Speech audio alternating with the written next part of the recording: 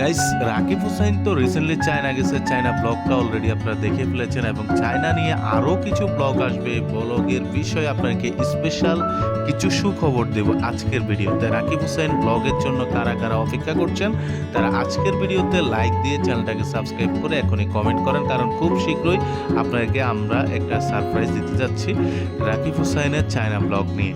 এখন কারা কারা অপেক্ষমান, কারা কারা অপেক্ষায় আছেন ডাইনোসর বা চায়না যে ব্লগটি, গাইস আপনারা সেটা জানাতে কোনোভাবেই ভুলবেন না।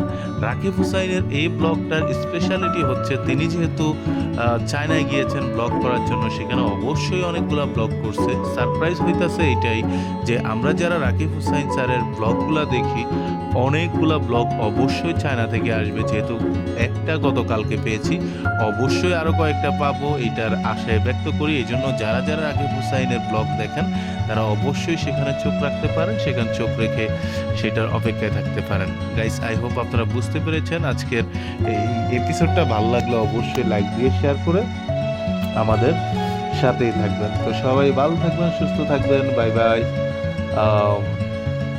টাটা।